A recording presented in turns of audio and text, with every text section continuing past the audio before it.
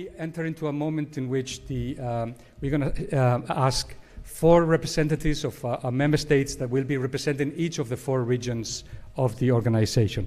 And the first one will be His Excellency Bassam Essam Ghadi, Ambassador of Egypt for the African region.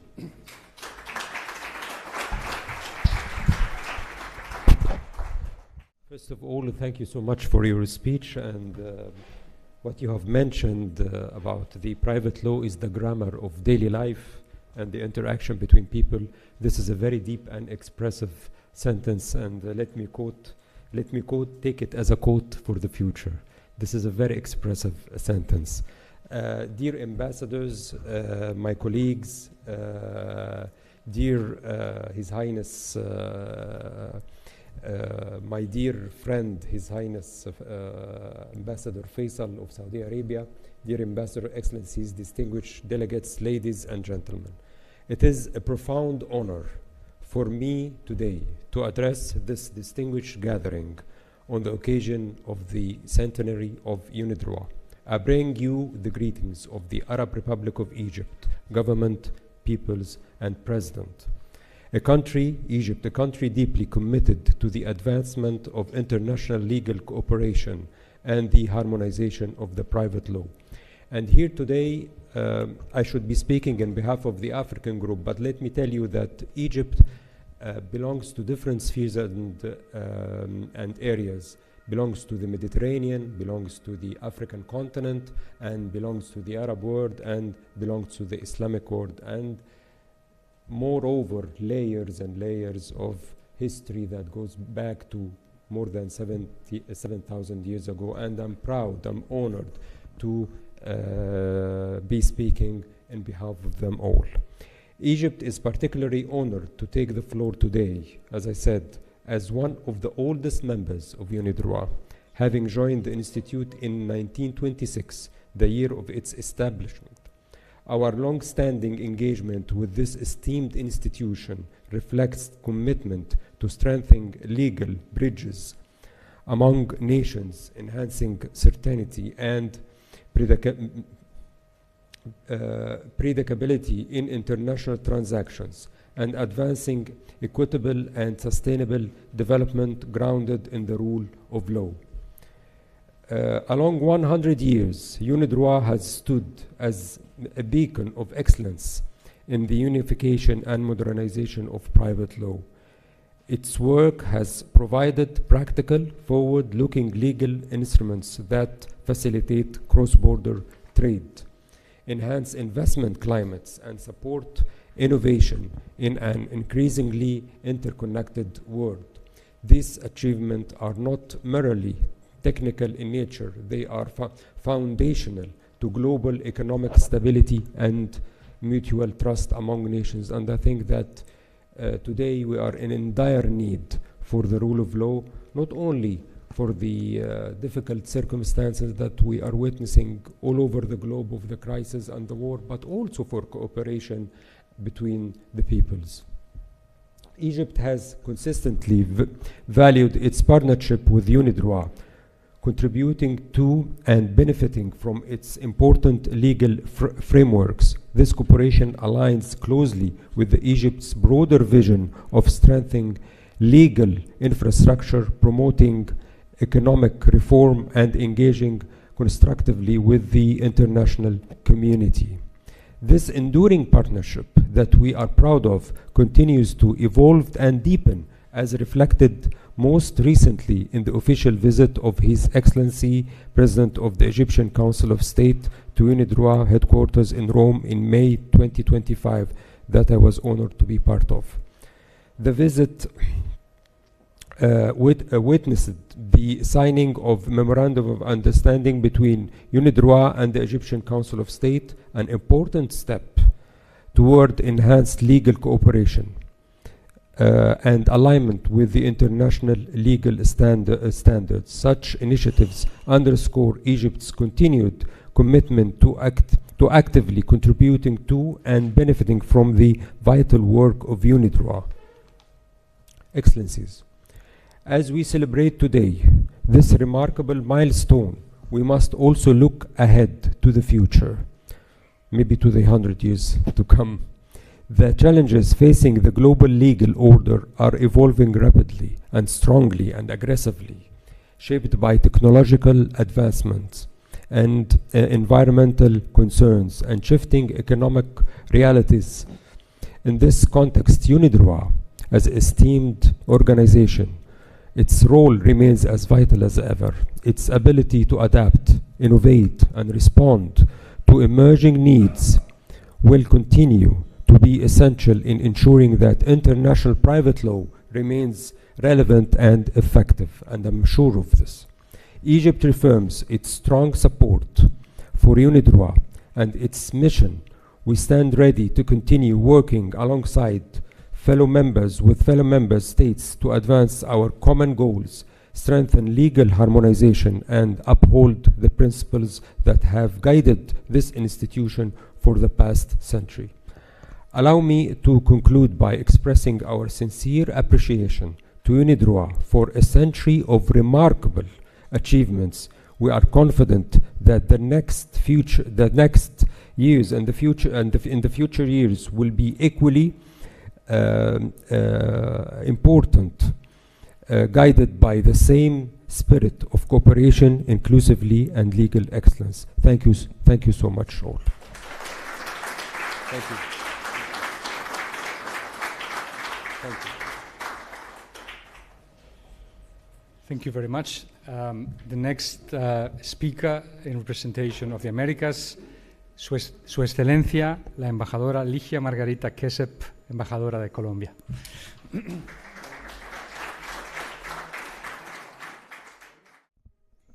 Ilustre presidente de UNIDROIT, profesor Enzo Moavero Milanese, secretario general de UNIDROIT, professor Ignazio Tirado, ambasciatori, ospiti speciali, colleghi e amici.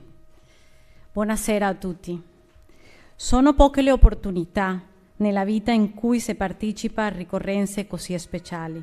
È un onore per la Colombia e per me stessa essere stata invitata a intervenire in la rappresentanza della regione americana, nell'ambito degli atti commemorativi ai quali oggi siamo stati convocati i 65 Paesi membri di UNIDROIT, presieduti e onorati della presenza del signor Presidente della Repubblica Italiana, Sua Eccellenza Sergio Mattarella.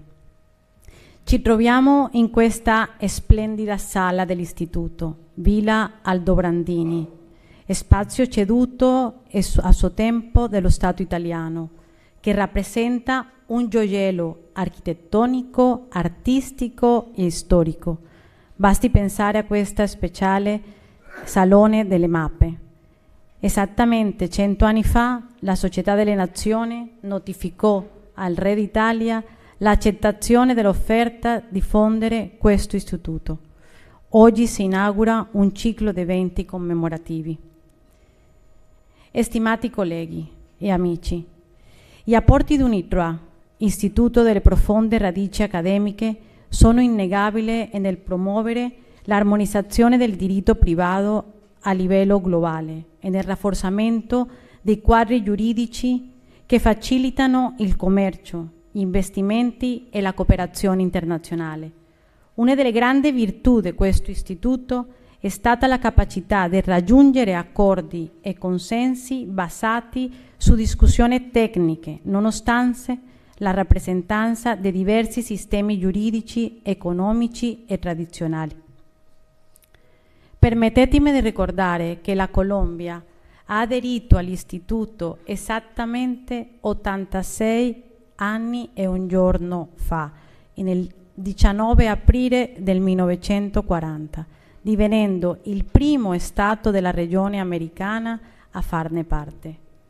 Ad oggi sono 13 paesi del continente americano che fanno parte di UNIDROIT: Colombia, Nicaragua, Uruguay, Bolivia, Paraguay, Messico, Venezuela, Brasile, Cuba, Cile, Stati Uniti d'America, Canada e Argentina.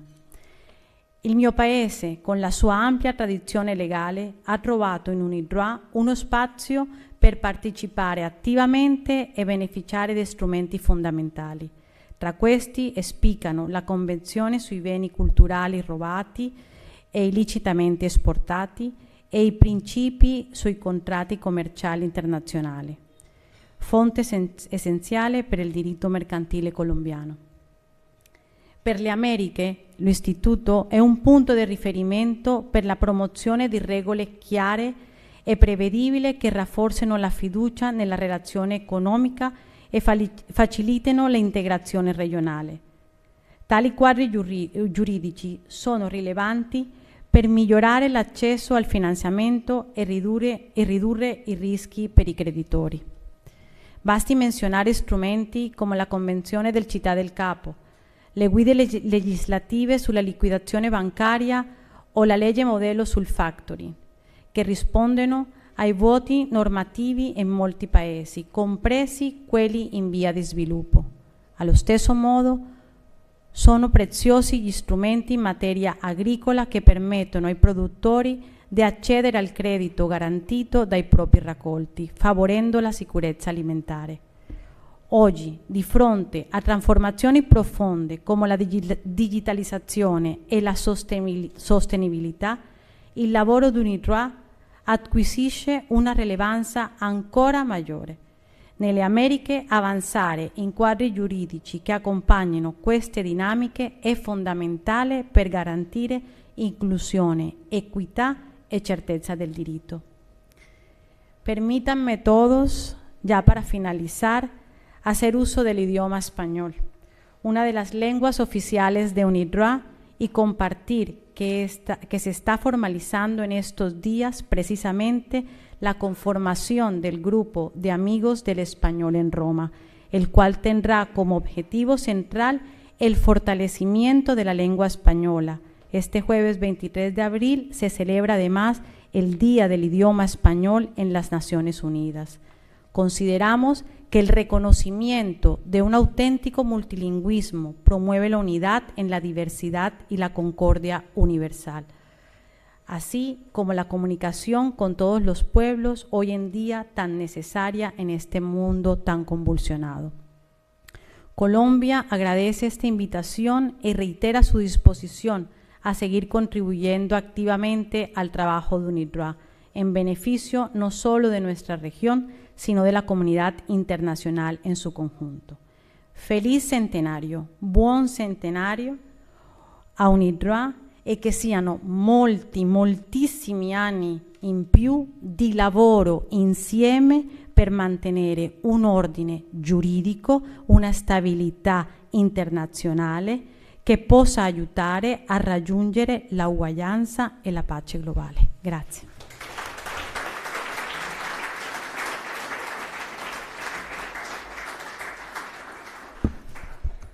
Tante gracias, Excelencia. Muchas gracias por el bellísimo español.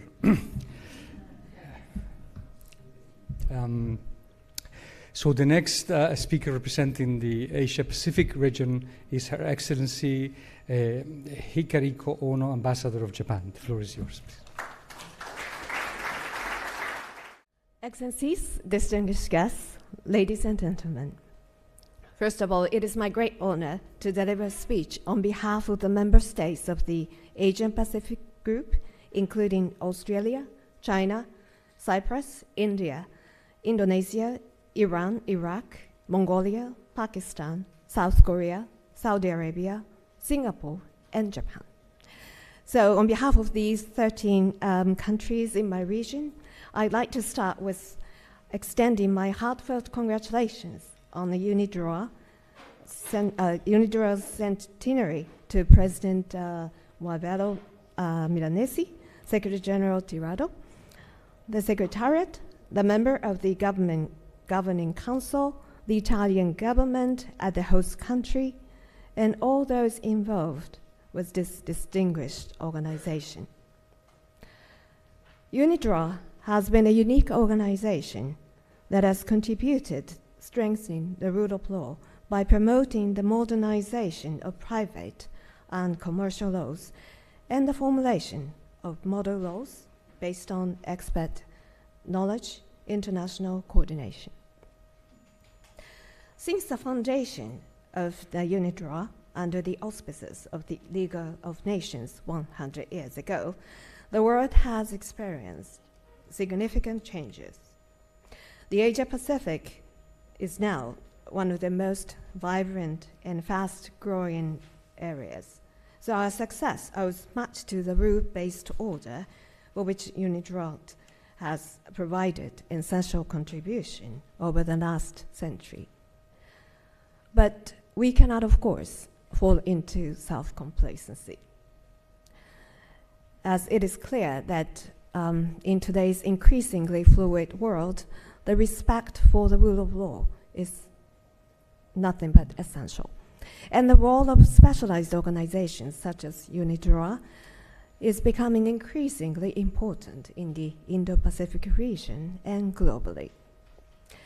And in particular, the UNIDROIT's expertise in legal harmonization and legislative technical assistance for developing countries in the regions experiencing economic transition holds significant importance for the prosperity and stability of the Asian Pacific region and beyond. We are also very proud of being one of the most active and largest contributing group of countries to UNIDROIT today. As for Japan, since its membership in 1954, we have continuously contributed to UNIDROIT. And recently, my government has cooperated, particularly in the area of new types of assets and private law, including digital assets and verified carbon credits. So in the coming century, we all must continue to cooperate and collaborate so that UNIDROIT maintains transparent operations and remains the champion of the rule of law, applying to private persons and commercial activities internationally. That is, of course, the essential foundation of the peace and prosperity for us and for our future generation. Thank you very much. Grazie mille.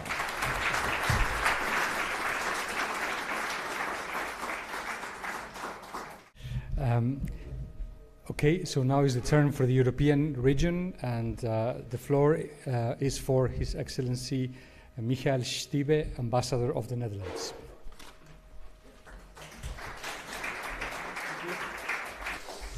Well, speaking last after so many distinguished guests, I hope I'll be the icing on the cake. But in any case, it is a big honor, and I think that the main message in my speech was building bridges. And I think the fact that we are standing here and I've been able to listen to speeches from all different parts of the world, and I'm here representing Europe, which is a very different place. This beautiful country, Italy, this beautiful city, Rome, and of course everything which goes with it in terms of history. And this place is historic, not only because of the beautiful building we are in, but also because it represents something which for my country has always been fundamental, and that is working together on the rule of law. And this area, the civic business commerce component, has been something which has been dear to our hearts from the beginning.